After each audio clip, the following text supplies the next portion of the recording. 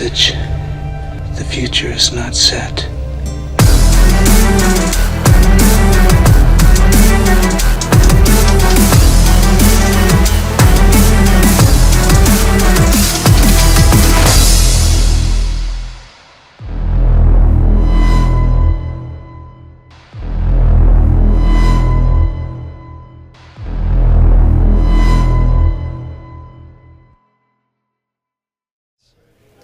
All right, so welcome to the Bitcoin Village.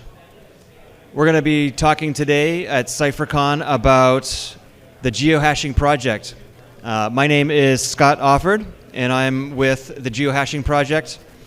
Geohashing is a part of the Open Hash Foundation, and the goal and mission really of the Open Hash Foundation is to decentralize and open source Bitcoin mining.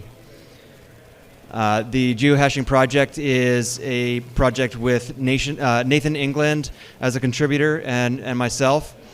And what we're trying to do here is gamify Bitcoin mining and make Bitcoin mining fun and easy to learn. So a little bit about Open Hash Foundation and geohashing. So like I said, decentralization is important in Bitcoin mining, and what we're trying to do is promote that through getting people up and running on smaller scales throughout the world. There is a threat to Bitcoin centralization because a lot of large companies these days are consolidating their hash power in warehouses and large factories around the world. And anything that we could do to decentralize that and get more hash power into more people's hands around the world, the better. So through Open Hash and the geohashing project, we're aiming to do that through this nonprofit organization effort. So a big part of the geohashing project is education, and we do that through our hands-on experiences. So we try to make Bitcoin mining very tangible and easy to access to beginners in the Bitcoin and mining space. So education is a big part of this, and we've actually developed workshops that can complement other educational efforts to help people go from being a newbie at Bitcoin to now understanding more deeply about Bitcoin mining and the whole world of that. So the geohashing project is, it's a fun game, like I said. It's kind of like Bitcoin meets geocaching, meets Capture the Flag, meets Pokemon Go. So we're trying to make this an interactive experience to help people learn about Bitcoin mining. So what this really does is it empowers people to participate in the Bitcoin network through the game and through education. So we're really trying to inspire individuals to get involved in the Bitcoin ecosystem. Like I said earlier, it is an open source project, and anything that we develop is being contributed back to the Bitcoin community in an open source manner that can then be iterated on later. So I have a quick video here to share, and it's just going to quickly explain the geohashing game concept that we're working to develop. The world is changing. Bitcoin mining is no longer just for large data centers hidden in remote locations. It's coming to your city, and now you have a chance to take control. Welcome to geohashing, where real-world locations become Bitcoin mining battle zones. Compete, control, and capture hash power. Across the city, hidden in plain sight are geohash miners. Small, powerful Bitcoin mining devices. Your mission? Find them. Control them. Step 1. Locate an active geohash miner using the interactive map. Step 2. Connect to the miner. Each device has a dynamic control panel where you can claim control by entering your Bitcoin wallet address. Step 3. Hold your ground. The longer you control the miner, the greater your rewards. Step 4. Battle for blocks. If a miner under your control finds a Bitcoin block, you'll receive a major payout. But remember, rewards are split between the host, the deployer, and the controller. And that's just the beginning. Want to take it to the next level? Join a faction. Group up with other miners in your city to dominate the leaderboard. The top-ranking faction every month earns special bonuses and mining perks. In the world of geohashing, mining isn't just a game, It's a mission. Hash power is your weapon. The city is your battlefield. Will you rise or will you be left behind? Okay. So there you go. The world is changing. Bitcoin mining is no longer just... Get to the next slide. Yeah, so that's just a little explanation about how the game works, and I'll get a little bit more deep into that after this. So yeah, Bitcoin mining, as many already know, is proof of work, and proof of work is really comprised of a timestamp and the actual proof of work. So we have Bitcoin miners that are working through hashing an algorithm and trying to guess the magic number every 10 minutes, and that put together with a timestamp is Bitcoin on the blockchain network. So a little bit more about Bitcoin and proof of work.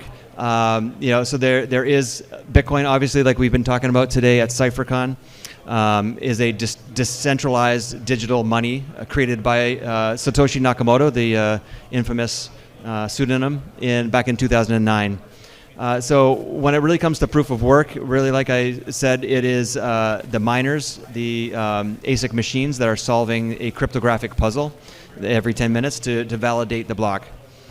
And decentralization, the reason why that's important is because it does prevent any single point of failure and control, and it enhances security and it makes it censorship resistant when Bitcoin mining is done in a decentralized manner.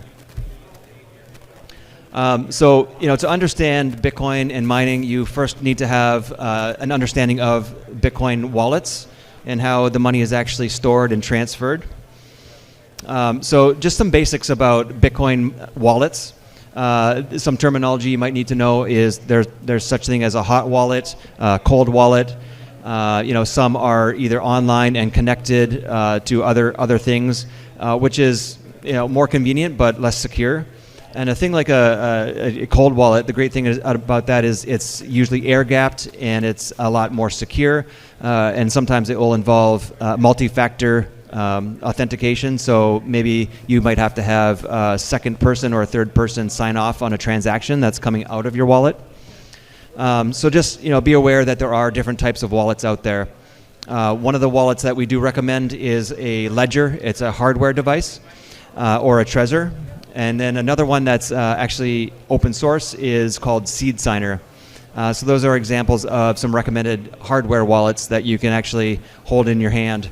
Some of these other wallets that are out there are software wallets that you can have on your phone or your computer, or even on like a card. So one important thing about a Bitcoin wallet is making sure that you secure your seed phrase. You don't want to write it down somewhere where somebody else can see it or take it, and you definitely don't want to be taking screenshots of it and storing that on your computer.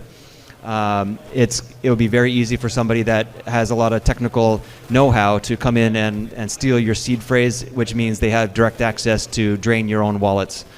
So make sure that you're securing your seed phrase, and make sure that you are keeping that durable somehow. So an example of keeping your Bitcoin wallet seed phrase in a durable solution is using a product like Seed Plate or Cipher Wheel. Instead of just writing it down on a piece of paper, you can store your seed phrase in metal, and you can actually stamp it into metal and maybe put that into a safe. So to understand Bitcoin mining, you need to understand the progression that it's gone through over the years. Back in 2009, when Bitcoin was first released, it actually used CPUs, so just a regular computer or a laptop. And very shortly after that, they actually separated, the developers separated the code so that the mining function is a separate function from the Bitcoin core. So now that introduced the era of GPUs, where mining Bitcoin took place on GPUs instead of the CPUs. And then from there, it very quickly went to FPGA, and then now the standard is ASIC.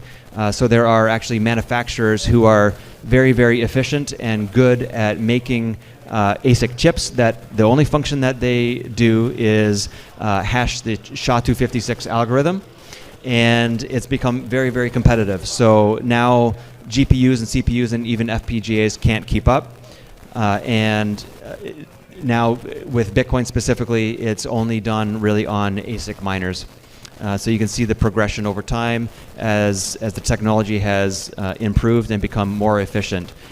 In this chart, it shows that back when Bitcoin was being mined on a CPU, it was around 5 million joules per terahash. Now, these days, we're talking under 1,000 joules per terahash, and even this year in 2025, we're getting close to the chips are only consuming around 15 joules per terahash, and the machines, the ASIC machines, are running around 200, 400, even 500 terahash per machine.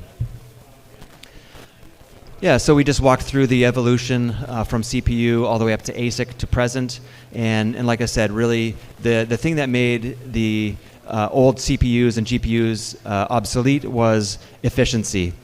So there was an arms race for efficiency, because if you use less power, you're going to be making more Bitcoin and being able to keep more of it because you're spending less on power.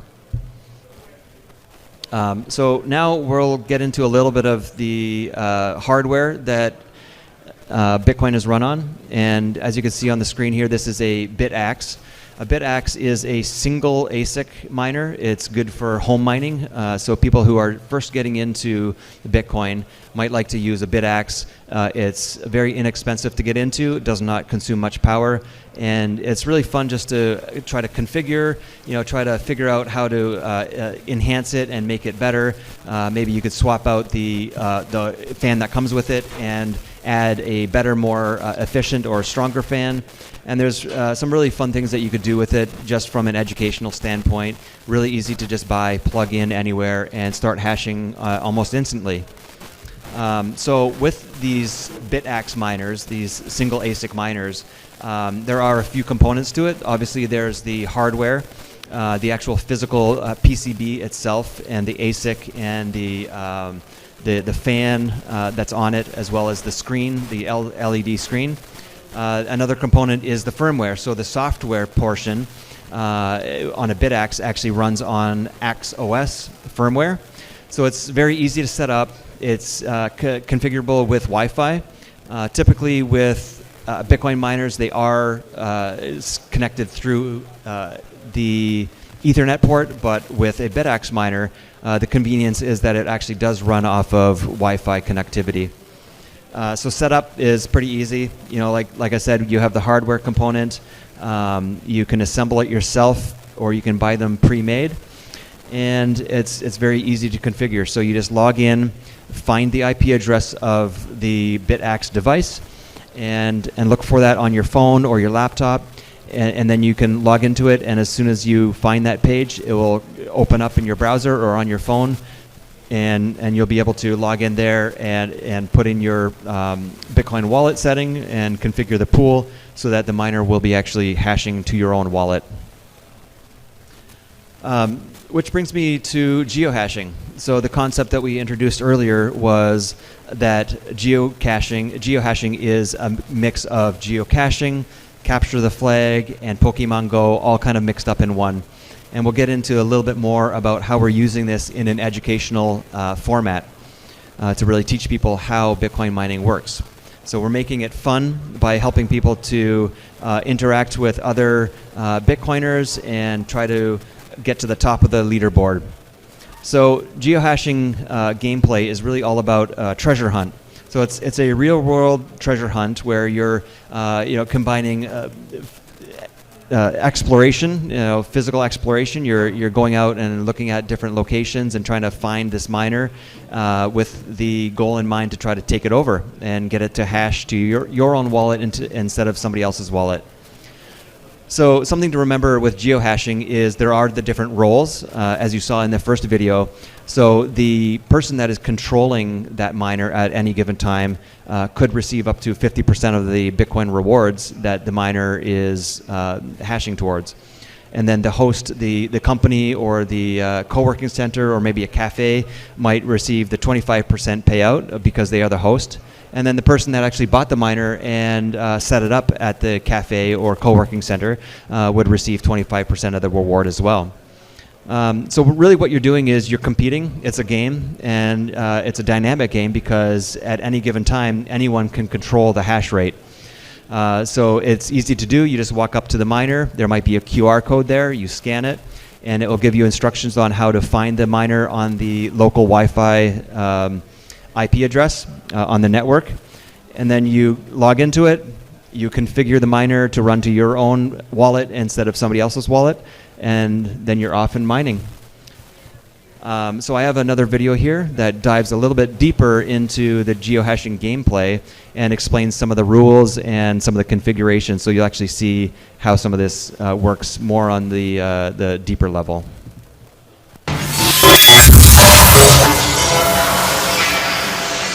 Bitcoin mining isn't just for giant data centers. It's here, in your city. Welcome to geohashing, the real-world game where you capture mining hotspots, control the hash, and earn rewards in Bitcoin. First, you need a Nostr account to verify and track your mining activity. If you don't have one, create it. If you do, sign in and get ready to own the hash. Open the geohashing map. Look for active mining hotspots, cafes, co-working spaces, bookstores. Found one nearby? Time to move. Once you arrive, find the geohash miner. It could be anywhere, by the counter, on a bookshelf, near the Wi-Fi router. Found it? Scan the QR code to take control. Welcome to the AXOS dashboard. This is where the magic happens. Enter your Bitcoin wallet address. This ensures any mining rewards flow directly to you. You can use Moon Wallet, Wallet of Satoshi, or any Lightning-compatible Bitcoin wallet. You're in. The miner is hashing. Check the stats. Hash rate, uptime, mining pool connection. You're officially mining Bitcoin and racking in rewards. But be warned, you're not the only one hunting these miners. Others can knock you out by updating the wallet. Stay vigilant, check the map, and reclaim your hash. Your hash, your rewards. The longer you stay in control, the more points you earn. Redeem the rewards for prizes like Bitcoin conference tickets, geohashing swag, or Bitcoin mining machines. And with each block, remember, there's always a small chance to win a massive Bitcoin payout. Victory. You own the hash. You earned a reward, and you just became part of the most decentralized mining network in the world. Find a geohash miner, take control, own the hash. The future of Bitcoin mining is here. Are you ready?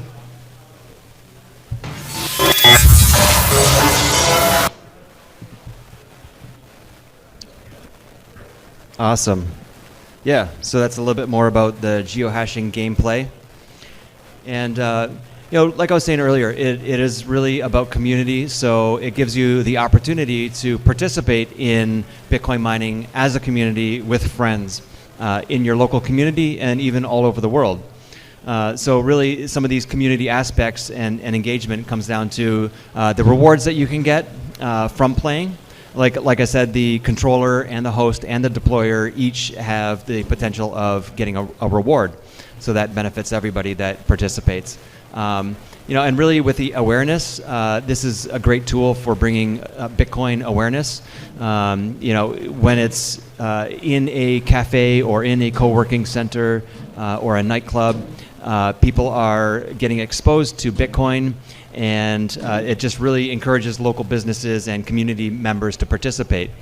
Talking about the benefits, there are great benefits from an educational outreach standpoint and local Bitcoin adoption. So what we're trying to do is get more companies and more individuals to use Bitcoin on a daily basis, and we're hoping that through geohashing we'll be able to accomplish that.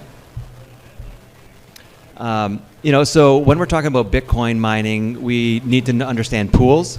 We already talked about Bitcoin wallets, which is the other component. But when you are mining, you need to either set up your Bitcoin miner to point to a wallet directly or to a pool. When you are mining to a pool, what you're doing is you're pooling your resources, you're pooling your Bitcoin mining hash power with other people for the potential to get paid out the reward more often in a smaller amount. So I had explained earlier about solo mining. Solo mining is it's higher risk because you might never get that reward, but if you do get the reward, it's going to be very, very large. And for example, right now, if you hit a block reward with your bid axe, your $100 bid axe that you're set up at your own house, you could win 3.125 Bitcoin yourself with no intermediaries.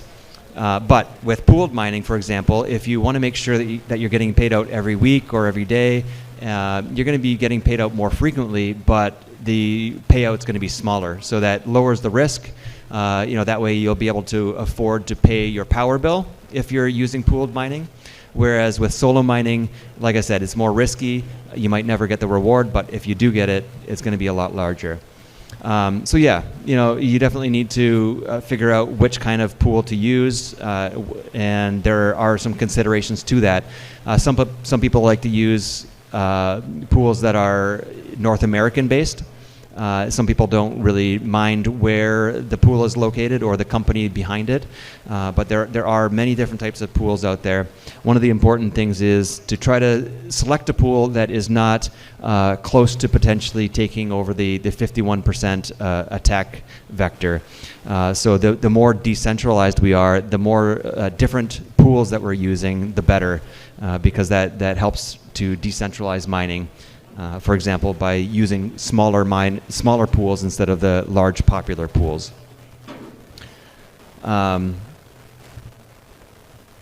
So I told you earlier that geohashing is a very educational opportunity, and we did develop a workshop. And the workshop is aimed for teaching people who might already know about Bitcoin or maybe not, but it's taking it to the next step so that people can then learn about Bitcoin mining. So our workshop that we did develop is very hands-on. It's very interactive.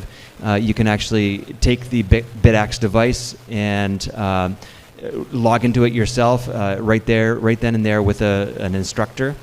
And it's very easy to teach. So we've actually created some curriculum and a leader's guide and a student handbook that people can use to basically bring this to their community and help people to very easily teach this to others.